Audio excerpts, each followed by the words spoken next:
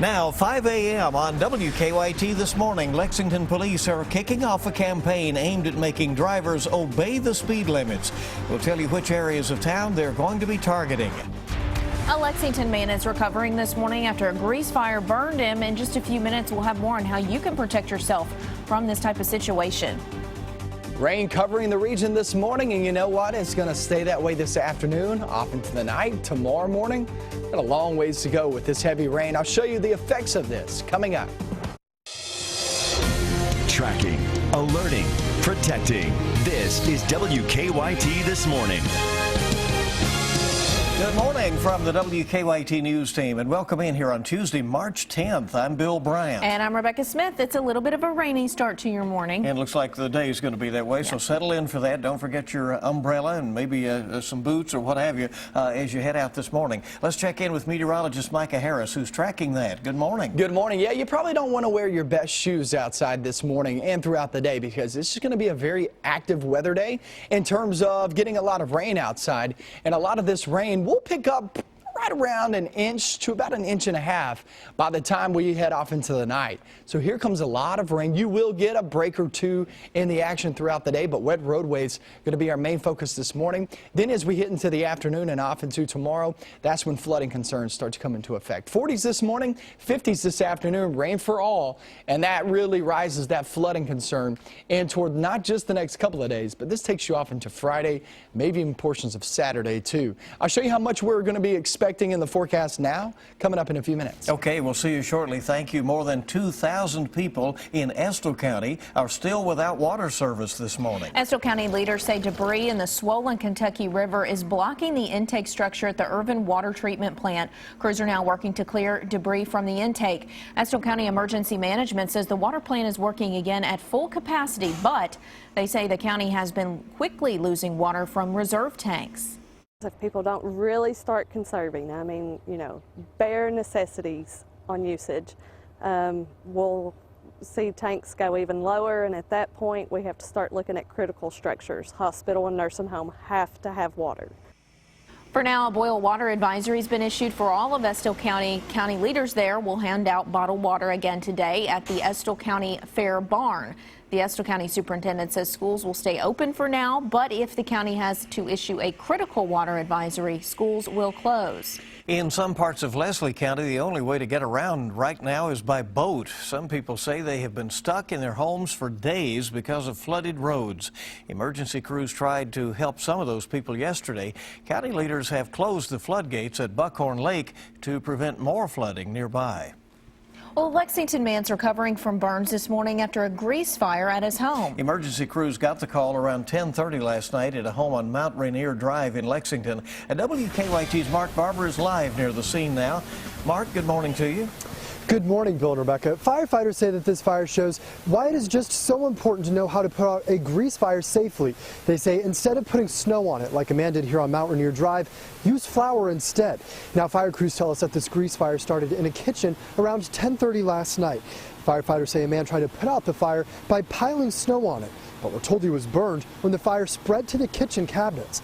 Fire crews tell us the stove was still on when they got here, and they stopped the fire from spreading past the kitchen.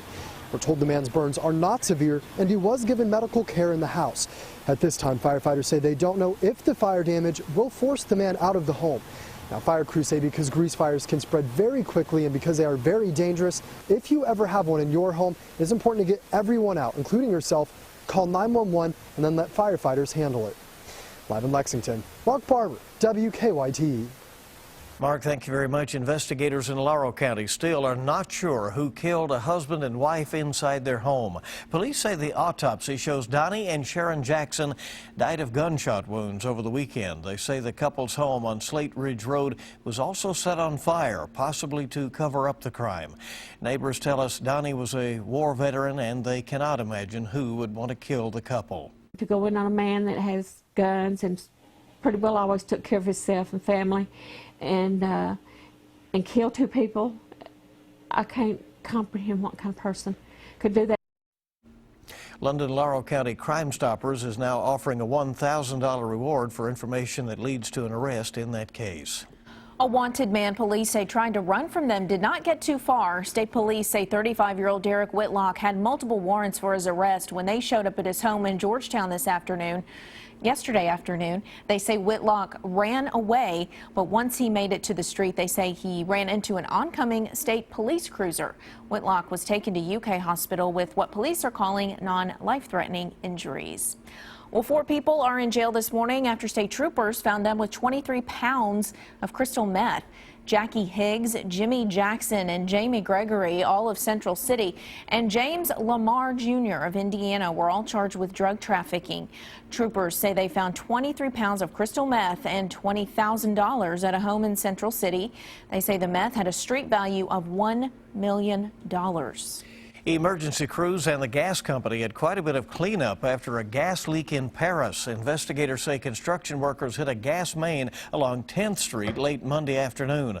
One home was evacuated as a precaution, and police shut down 10th Street in that area. Dispatchers told us that everything was cleared up, though, and 10th Street reopened around 11 o'clock last night. Obey the sign or pay a fine. With this slogan and a new campaign, police are hoping to remind drivers in Lexington to slow down or pay up. They were focusing on 4 areas in particular, including portions of New Circle, Versailles, and Man O' War. WKYT's Sean Moody is live from one of those targeted areas. Sean, what does this really mean for drivers? Good morning, Rebecca. Police that are trying to make drivers safer. They're going to be focusing on 4 areas around town. This is one of them here, Man O' War Road near Mount McKinley Way.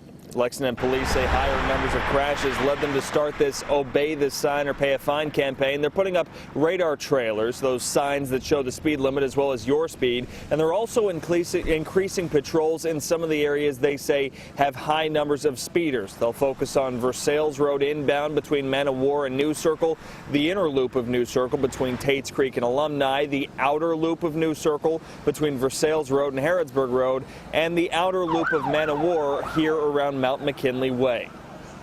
Versailles Road, as you know, we've just had 2 fatal collisions, so that was one of the reasons for that. Man O' War has always been one of our higher roads for collisions, and then New Circle has just always had higher speeds. Police said this campaign will go on through April. Live in Lexington, Sean Moody, WKYT.